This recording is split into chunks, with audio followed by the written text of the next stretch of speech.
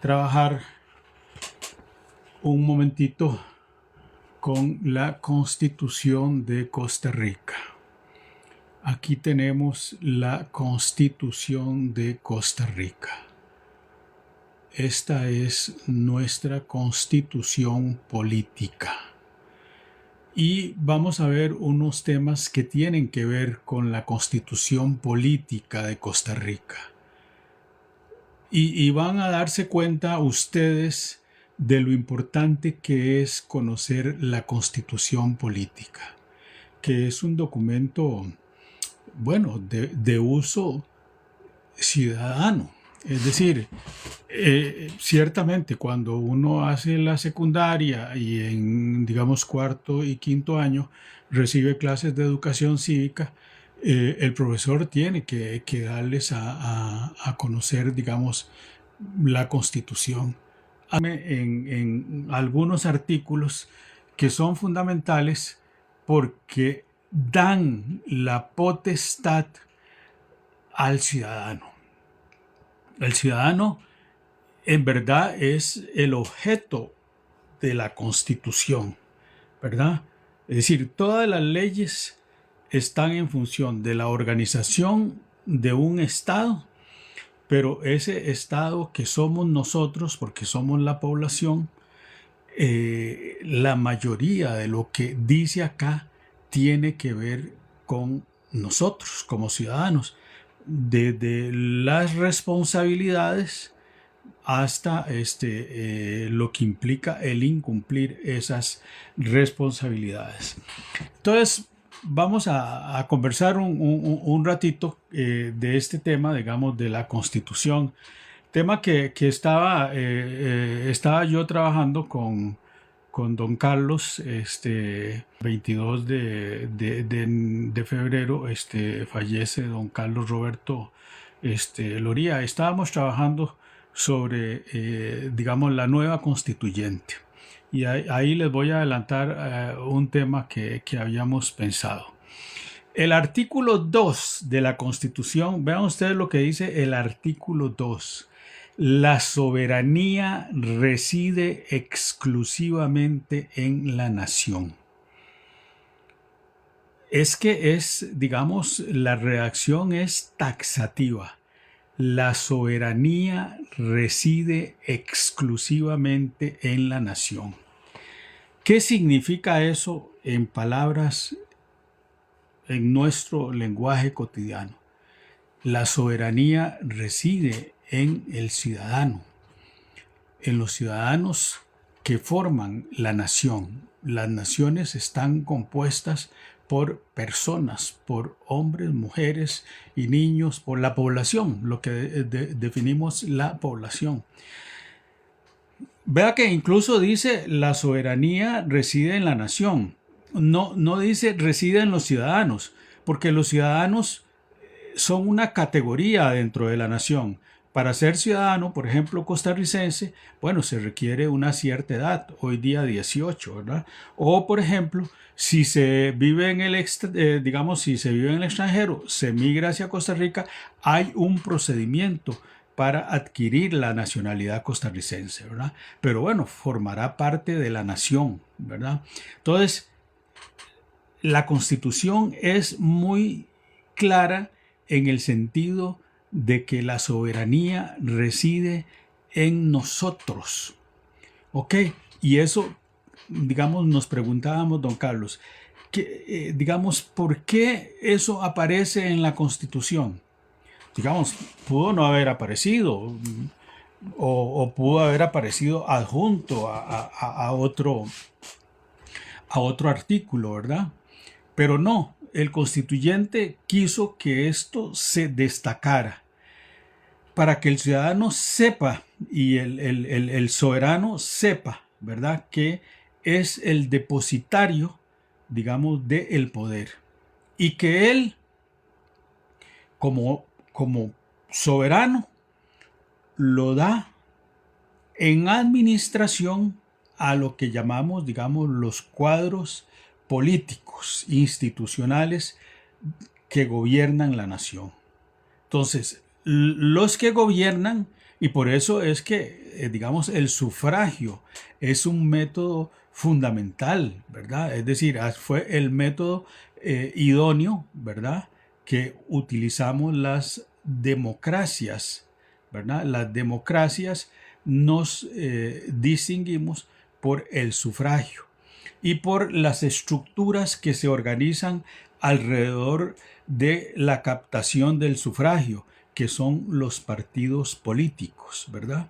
Los partidos políticos con sus diferentes, digamos, ideologías que se concretan en sus planes de planes y programas, ¿verdad? Entonces son las que nos representan en el momento en que nosotros damos el sufragio, ¿verdad? En ese momento, entonces, el ciudadano costarricense, el que es, digamos, mayor de 18 años, o el que es ciudadano nacido en otra tierra, pero que obtuvo la nacionalidad por los medios que establece la misma Constitución, ¿verdad? Entonces, tiene esa potestad de elegir a los gobernantes. Nosotros con don Carlos decíamos, este tema es muy interesante porque es muy profundo, pero ¿qué control, digamos, ejercemos los ciudadanos? Que ese es el tema, digamos, donde hay vacío constitucional. No hay ninguna institución realmente, digamos, que reagrupe a los ciudadanos para decirle, por ejemplo, a un grupo de diputados, a un partido político, a un caso de un diputado que cometa, digamos, una falta grave, que el ciudadano organizado le diga, bueno, usted debe renunciar, o le plantee, digamos, esa demanda. Los ciudadanos no tenemos ese poder, ¿verdad? Es decir, podemos, digamos, en la democracia podemos quejarnos. Igual podemos, y ahí entra, digamos, el fiscal general. Le podemos reportar al fiscal general que nos parece que tal o cual funcionario podría, digamos, revisarse su, digamos, comportamiento o algún hecho que haya realizado y que es ilegal, ¿verdad? Es decir, por ejemplo, los diputados, y hay casos concretos, en el periodo anterior y ahora en se ha hablado también de que hay algunos diputados, digamos, que mantienen vínculos con narcotraficantes. Bueno, eso es sumamente peligroso para un país como Costa Rica. Pero, digamos, nada hacemos nosotros, digamos, con decirlo entre nosotros, pues no tenemos mayor poder más que ir y, digamos, y buscar a la justicia para que la justicia, digamos, decida si procede o no, ¿verdad? Entonces uno plantea, digamos, la queja, digamos, ante el fiscal general, ¿verdad? Y el fiscal general procede, o ante los tribunales de justicia, si fuera el caso, ¿verdad? O pone la denuncia, como uno dice, en el poder judicial, ¿verdad? Pero, digamos, en general no hay una institución. Digamos, lo que se llama la Defensoría de los Habitantes podría, digamos, convertirse en una institución de esa naturaleza. Pero ahora un poquito más adelante voy a hablarles de ese tema, digamos, qué pasa con la Defensoría, digamos, de los habitantes, ¿verdad? El tema aquí que nos trae es cómo empoderar al ciudadano.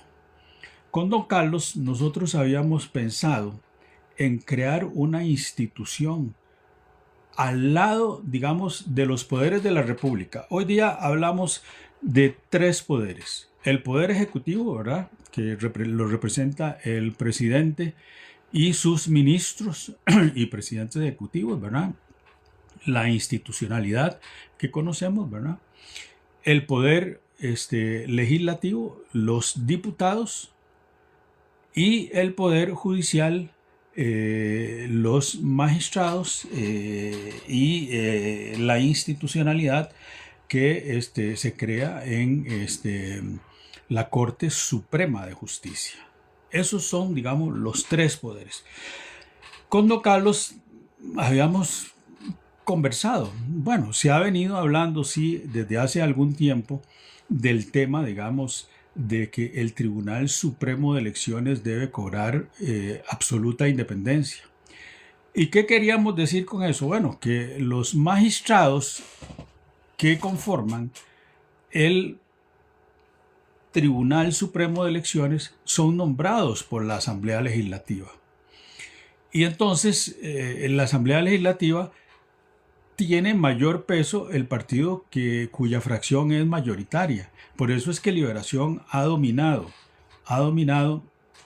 y ahora vamos a verlo, digamos, algunas instituciones, digamos, las instituciones que están bajo la potestad de la Asamblea Legislativa, como cuáles: la Contraloría General de la República, la misma Defensoría de los Habitantes.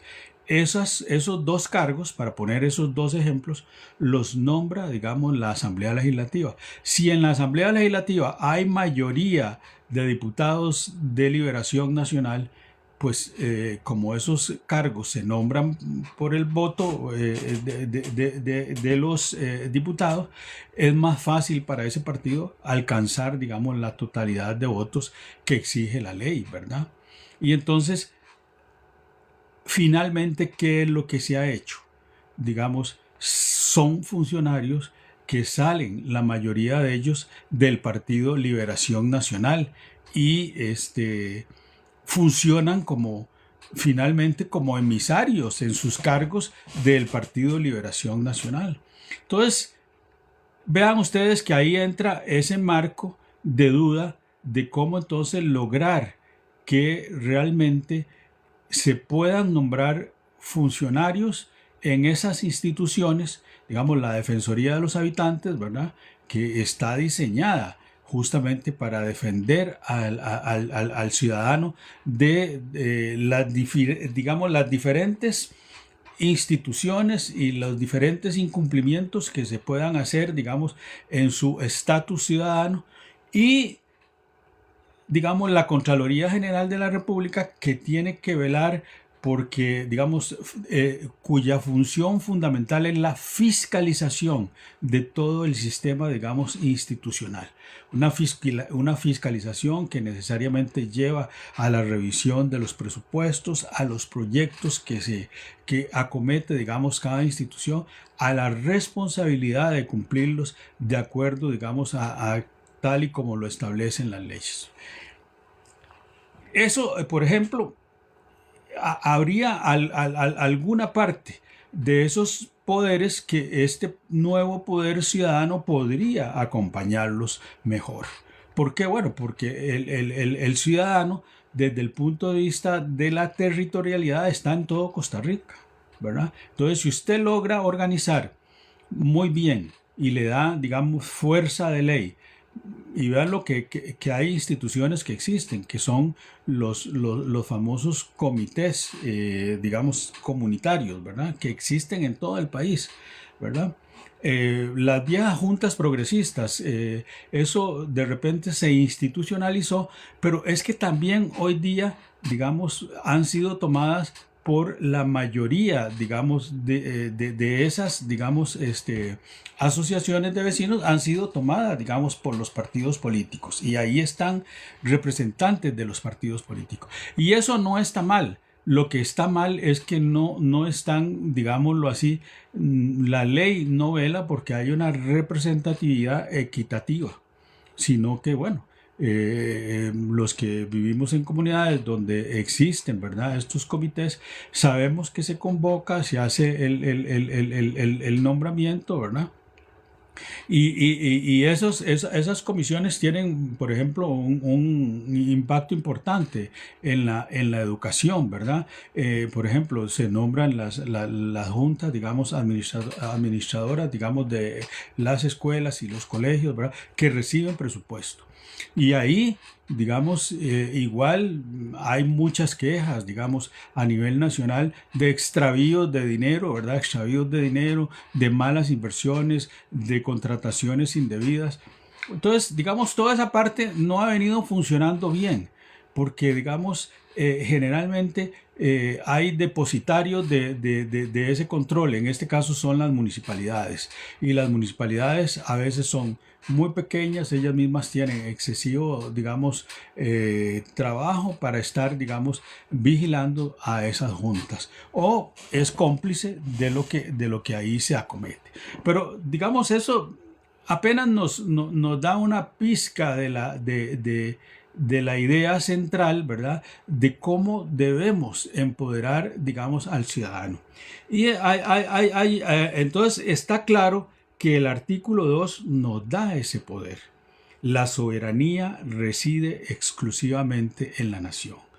Y si vamos a los poderes de la República, y revisamos la Asamblea Legislativa, que es muy interesante lo que dice el artículo referente a la Asamblea Legislativa, porque realmente ahí sí hay un empoderamiento. Vean ustedes, pongan atención, porque tal vez muchas veces, y yo sé que todos han leído la Constitución y en las casas de ustedes debe haber una Constitución.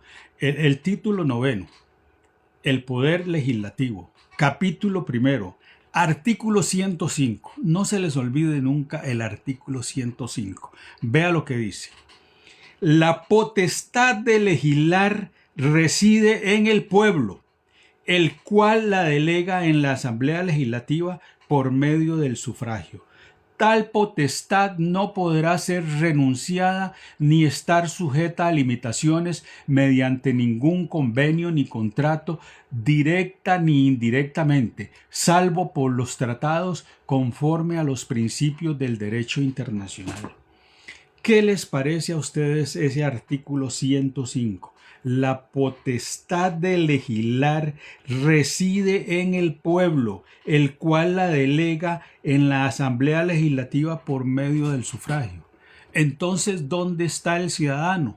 Está en el centro de la Constitución. Y aquí sí usamos la palabra ciudadano porque es aquel que vota, aquel que elige. Y entonces aquel que elige es... en él reside la responsabilidad de legislar, ¿verdad? De hecho, y la Constitución lo establece, digamos, uno no puede hacerse pasar ni uno puede creer que lo que uno dice es la representación de la nación, porque eso se complementa en el artículo 3 de la Constitución. Nadie puede arrogarse la soberanía. El que lo hiciere cometerá el delito de traición a la patria. Ese artículo breve, ¿verdad? Lo dice así. Nadie puede arrogarse la soberanía. Porque alguien entonces, y pasa muy a menudo en los diputados actuales y antiguos, que dicen, es que yo represento al pueblo. Y como yo represento al pueblo, les digo, y ahí ustedes lo ven, ¿verdad? No. En él reside la representación.